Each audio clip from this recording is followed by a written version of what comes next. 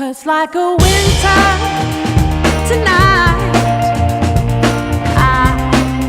I thought I would always have light. The quick flash that you gave to me, so dark I could barely see. Looking From wherever you are around the world, welcome and thank you for joining us. This is the Circle of Insight Show, a show about everything in human behavior. And I'm Dr. Carlos. Today we're going to be interviewing co-founder of Wahoo's, Wing Lam. Wing Lam is the co-founder of Wahoo's Fish Taco. He is the face of the surf-inspired taco chain with 65 restaurants in 7 states. The company started almost 25 years ago in an old Italian restaurant near a stretch of industrial office plazas in Costa Mesa. Wahoo's, a fast casual taco chain, serves up grilled fish tacos with Asian and Brazilian influences in brightly colored restaurants where the walls are covered floor to ceiling with stickers and surfing memorabilia. Lam, who started the business in 1988 with his younger brothers Mingo and Eduardo Lee, would take surfing trips to Mexico, where he scarfed down fried fish tacos from street vendors in between catching waves. When starting the business, he wanted to import the fish taco, but give it a healthful twist, grilling the fish rather than deep frying it. So let's welcome to the circle co-founder of Wahoo's, Wing Lam. Welcome, sir. Thanks for having me on the show. Well, this is so much fun. We talked a little bit off camera. I've been going to Wahoo's for, I think, 25 years, 1991. Yeah. So before we get to all that fun stuff and learn a little bit about Wahoo's and your secret to your success, where did you come from? Which is a great, funny story. Is you're talking about the Shaolin monk earlier. My dad was actually in the temple when he was a kid in China. Oh, wow. I don't think he ever made it to the monk status because he left the country when he was about 14 years old. But he ended up, of all places, in Brazil. Because, people were leaving communist China because if you didn't get out after World War II, you were going to stick around for the next 50 years. These are the days of Mao, right? Yes. As Mao was coming into power, they shut the doors down. Nobody was coming in or out. Wow. So my dad was in basically one of the last waves to get out of the country into Hong Kong and eventually made his way down to Brazil. So I'm actually full-blooded Chinese. Both of my parents are from mainland China. But I'm on the inside, born and raised in Brazil. So I still travel on the Brazilian passport. So you're actually born in Brazil? I was born and raised in Brazil. You speak Portuguese, then? Eu falo muito bem português. I hope that was nice, whatever you said. So that's fascinating. Now, your dad, we talked a little bit again, he actually opened his own restaurant. Yes. In Balboa Island, California. Yep. So my dad opened one of the first Chinese restaurants in Brazil, in Sao Paulo, back after World War II. And then eventually made his way here into the late 60s. And of all places, he ended up in Newport Beach, Balboa Island. And again, he noticed that there were no Chinese restaurants around. So he opened one of the first Chinese restaurants in Orange County, at least in Newport back then. And a few years later, in 1975, we were doing well enough for the rest of the family to join him, up here. That's fascinating. And what was the name of the restaurant? Golden Dragon? Shanghai Pine Garden. Our other friends, Peng Chow's family owns the Golden Dragon in Costa Mesa. Oh, okay. Shanghai Pine Gardens in Balboa Island. Good place. Got to check it out. So let's now get to, we're in Brazil. Yep. You came over here in the 70s? Yeah, mid-70s, 1975. And so how did this Wahoo thing develop? We talked a little bit about it in the beginning of the show. You went to Mexico, and you got the fried tacos, but... Well, so I had the great pleasure after graduating from Estancia High School in Costa Mesa. Oh, wow, local. Local kid. And so I ended up being accepted to San Diego State. And one of the rites of passage of being in college are road trips and surfing and a lot of, different functions. But south of the border was a great place to visit, very inexpensive. So whenever my kid brothers, Mingo and Ed, would come and visit, we go down to Mexico and go surfing. So after many, many trips of, surfing and eating fish tacos, I graduated. And a couple of years after graduation, my brothers and I were talking about, hey, everybody's talking about fish tacos, but why isn't anybody doing one in Orange County? So we thought, we kind of have the background of restaurants. We have all of our friends that are in the surf industry, and there's really no place for the industry to hang out after they're done surfing. So brilliant idea. Yeah, the first one in Costa Mesa was basically built as a after surfing hangout for everybody in the industry. Wow. And your first one was in 1990? 1988. 88. Yeah. And that's the one off of Placentia, I think was the first one. Yeah, which is where Billabong's headquarters used to be. Quicksilver and a bunch of other surf brands were based in Costa Mesa. Smart guy, isn't he? All right, so let's look at this. Now, I know one of the things about our show, we look at success stories such as yourself, but everybody always has a little hitch. on their way to success? Did you have any challenges? There were many. It depends on which, the first one that you always think about is from idea to, actually execution. You can spend a lot of time, what I call over-engineering it. And sometimes that term ignorance is bliss, because what you don't know, you don't know. So it comes to find out, we really didn't know a whole lot about the restaurant business. We know from my parents' point of view, but you really don't know what it's like owning a restaurant. It's one thing working in one. It's another owning one. So luckily for us, again, as a family unit, we knew how to run one. So everybody kind of naturally gravitated to the areas that they were a little better at. So my kid brother Ming was always kind of doing paperwork behind the scenes because he was still in college. And, Ed and I were doing a little bit of construction, a little bit of this, a little bit of that. So you just kind of like did what needed to be done. And then you relied on each other for a little bit of their expertise or a little bit more of their comfort zone. And again, it wasn't like you liked doing what you did. It just did what needed to be done, So that was in the very beginning. And then throughout it, as we grew from 1 to 5 to 10 or whatever, there were glitches that you don't think about. Again, you don't know what you know until you get there, right? Sure. So how do you know how to open 10 restaurants if you've never owned 10 restaurants? So you kind of have to learn as you go. So one of the big things is the first thing that you got to learn in the people business is you got to empower people to do things. Otherwise, you're always going to be holding their hand. So it's always they have all the different sayings, like where if you give them enough rope, they either hang themselves or they'll run with it, right? So it's one of those things. So again, it's the constant, the training and the communication and the expectation and just making sure that nobody's ever going to do, quote unquote, as good of a job as you do. Sure. But you got to understand that it's the best that they can do. So again, if you give them enough tools, enough training, hopefully they'll kind of get pretty close, if not exceed what you're doing. And today, I would say that most of the people that we have way more than exceeded anything we ever did when we were in the stores. I tell you, it's true, because I've gone to the stores, I've gone to all the different types of Wahoos, and your service is exceptional. Great service, great people. You can tell it's good management. It's good from the top. Yeah. I mean, like I said, you have to empower people. You can definitely tell. So I always wondered, how did you guys choose these items? You got the bonsai burrito, I think it is, and the chicken bowl, which is my favorite. But what did you guys come up with? Fish taco was one thing, but all of a sudden you have this huge menu. Well, we in the very beginning, it was very basic. You took what I call the 4 most popular proteins: fish, steak, pork, and chicken. Right? And then off of that, we built things around it. And again, taking a little bit of play from some of the other fast restaurants, casuals, whatever. Keep it simple, right? But we couldn't just do one item. We at least have to start with the 4 basics. And then over the years, we said, well, can we do a vegetarian option? Can we add shrimp? Can we do this? And of course, the answer is always yes. Can you do it? But if you had to start the restaurant today versus when we did it, it's a lot more complicated because there are so many more items on the menu. There are more sauces and more things. But the basic menu was really easy to do. That's why, to me, so when I look at the kitchen now, I'm like, oh my God, there's a guy sauteing shrimp. There's a guy sauteing tofu. And where does that happen in a fast, casual environment? It doesn't. No, it doesn't. Really, it doesn't. That probably was an eye-opener for you looking at this. Yeah. What in the world's going on around here? Now, who came up with the sticker idea? Well, the sticker idea was, again, one of those, I hate to take credit for actually doing something right. It was more out of the fact that back in the day, we had a relatively empty restaurant decor because we didn't have money, right? So we have to basically we're in a restaurant to make food. We don't care about so much of the decor. But after the first trade show that we had an opportunity to go to, which was then called the ASR, Action Sports Retail Show, we got an opportunity to collect stickers because that's how surf, skate, and snow brands promote their company. It's through stickers. That's right. It's tagging, right? So whether they put it on their surfboard, their cars, their skateboards, and whatever, it's just like I'm part of the tribe by having that sticker on. And as a kid, you have to go to the surf shop and buy these, and they're hundreds of dollars if you end up collecting them because it's $1 here, $2 there, and $5 here, depending on the size. So at this trade show, I was giving stickers by every company. So all of a sudden, I had a huge bag, like Halloween, but it was stickers, right? So I came back to the store, and the first day after I got back from the trade show, the stores were kind of empty, and I'm like, okay, I'm kind of bored after lunch.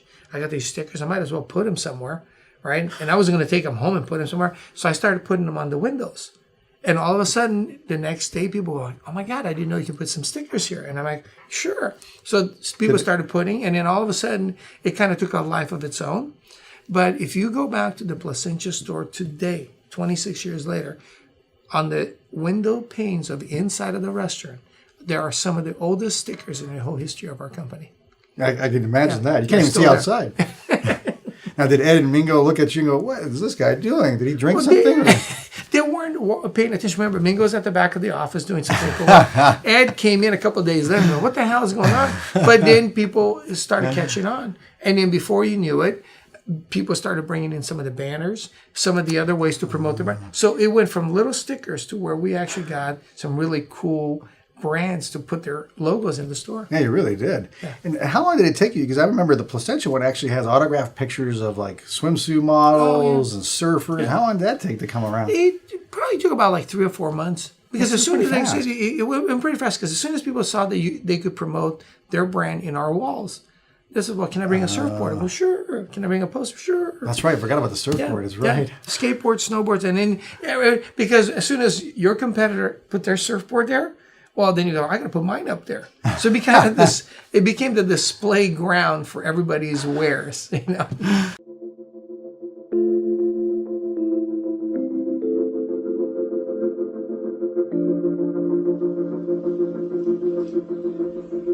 Hi, welcome to Adelante. This is Adelante Recovery, and my name is Yvette Kuglin, and I'm part of the staff. Adelante Recovery Center has helped people in dual diagnosis for 5 years. We accept most PPO insurances and provide luxury accommodations and 24-hour support. To speak with an admissions counselor, call 1-888-242-4450. A lot of time we don't even know what's wrong with us, and sometimes we need to get away to figure that out. So if you want to go for a little retreat out in Corona Del Mar, which is a confidential location, we're here to help. So we're only a phone call away. Thank you.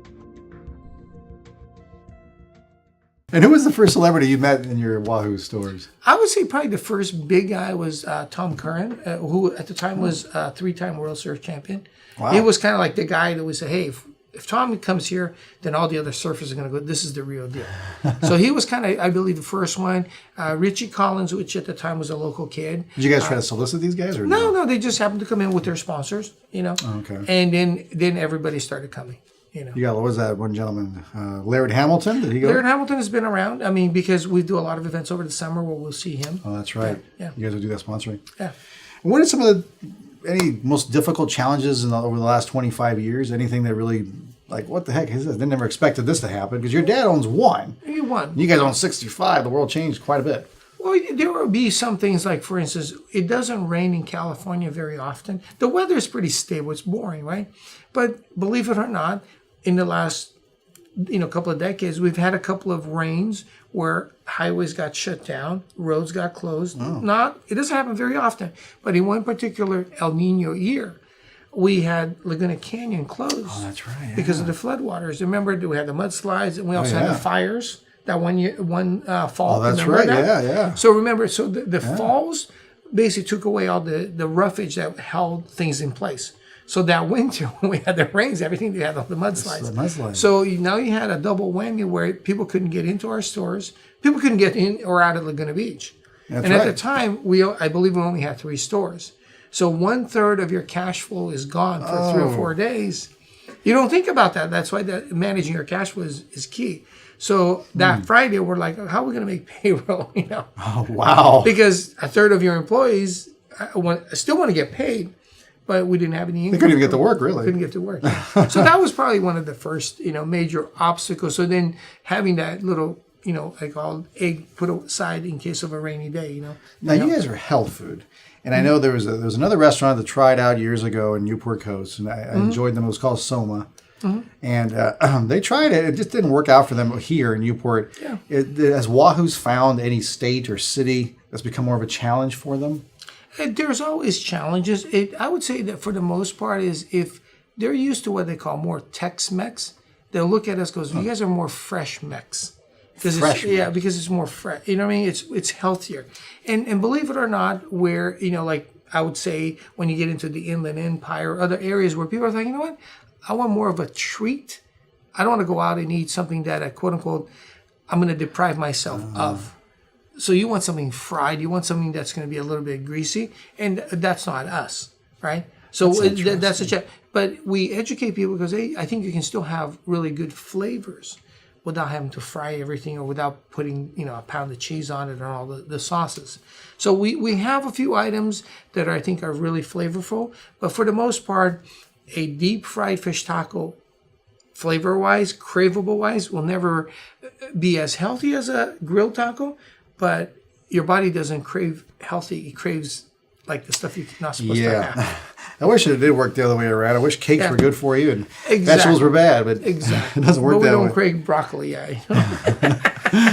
And so now, where's Wahoo's up to now? Where are you guys heading? Is there a direction for you guys? Well, the funny thing is, this summer we'll be opening our first store on airport location, LAX. Oh, I really? believe is the Terminal 5. I believe it's where, I think it's Alaska US Air. I'm not 100% on that. But that should be done by July.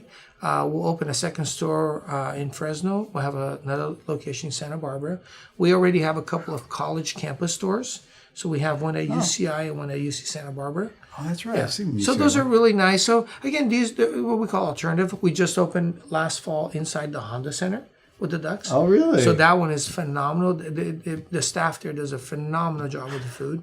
So it's really exciting. all the same items? It's a little streamlined because you have minutes to serve Yeah. thousands of people in between periods. So we had to streamline the menu a little bit to offset that. You don't want to have everything on the menu, but the food there, the quality is amazing. That's amazing. That's really fun. Are you guys going to go ever international? We do. 2 years ago, we opened a store in Tokyo, Japan.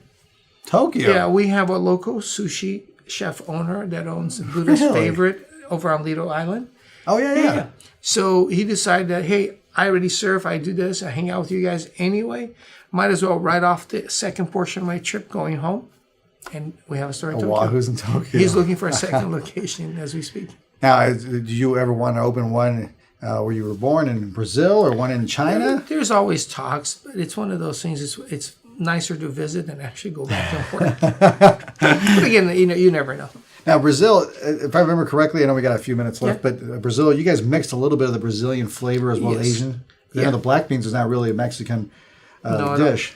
So basically, in California in the 80s, I mean, it was pretty much refried beans, So in Brazil and in Cuba and other parts of South America and Central that have more of an African influence, not just a European, most of the rice is white and the beans are black. Again, all beans, relatively speaking, they taste the same. They're just a little, subtle differences. So to me, I thought, hey, black beans are different. And if you're going to open a new restaurant, you don't want to be a me too. So you got to make sure that everything, so we weren't going to fry the fish, and we might as well not do the refried beans and the red rice. So the rice and beans is mostly what we grew up with in Brazil. And then, of course, the Asian influence. My parents are Asian, so we could get away with doing a little teriyaki. Because again, back then, before all the Korean barbecue tacos, we're the only people doing teriyaki in a Mexican setting. And how is it working with your brothers? It's got its issues, but it's got its great days. I mean, I always know where they are. They always got my back. But then at the same time, they also know how to, push the right button to, because we are brothers at the end of the day. Now, we got a couple minutes, and I want to definitely talk a little bit about psychology. That's what the whole show is Sure. about. So we'll talk a little bit about the sibling stuff. And then we have a fastball question, which I'll get to at the end. So sibling rivalries, I mean, when your success really grew, did that put any tension on you guys? It had, like I said, it's some days, because people would always ask, well, how come you get to do this and the other person doesn't get to do that, right? Oh, yeah. So you look at every band. I would say the perfect band that I always look at is the Eagles. Because what happens is, don't let your ego get in the way. Because not everybody wants or can be the lead singer. Not everybody can be or not wants to be the lead guitarist and the drummer and all that. So at the end of the day, when you look at bands that have done really, really well, like the Stones, right? Aerosmith, the band members never really just wanted to go out on their own because they figured out that together they could be really good. Separately, they were really not that good. So even the Eagles, they had some great success separately, but they had the most when they were together. It's a good analogy, yeah. Right? So again, don't let the ego get in the way. So yes, okay, so you want to sing a song, go ahead and sing a song. You want to play the drums, do it. But together, figure out what you're really good at and stick to that. right? So when we look at each other, because yes, we can all, pretend that we're doing more one or the other, right? But if we all stick to what we're really good at, we'll make more money in the long run. And at the end of the day, we all make the same money, right? Yep. So it's a perception thing. So like when you look at bands, they all make the same amount of money. Yes, there are, behind the scenes, there's music rights, there's other things, right? But if you're all equal partners, you should all make the same amount of money. I like that. Fastball question. You ready? Sure. All right. It's always a fun question.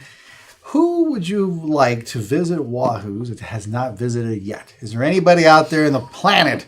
Is it Putin? Is it Castro? Is it Obama? Not to put them all together, it just happened that way, but any of these guys. The funny part is there are two Brazilian idols, sports idols, that I grew up watching. I met them both already. I would love one day an opportunity to maybe get them in the restaurant. So I've met Pele when they opened the Home Depot Center. And I met Emerson Fittipaldi, which is the Formula One race driver. Yeah. So I've had opportunities to talk to both of them at different charity events. And if one day I had the opportunity to have them in my restaurant, it'd be fun. That would be really cool. Pele is amazing. Yeah. So is the other one, Emerson, as well. Thank you so much, Wing Lam, for being on the show. Anytime. Thank you so much. Wahoo's, everybody. You got to go. I'm telling you, get the fish tacos. My favorite, the chicken bowl. Either way, good food all the way around. Remember, our motto is simple, everyone. Wherever there's psychology involved, even with fish tacos, we're going to be there. See you next time.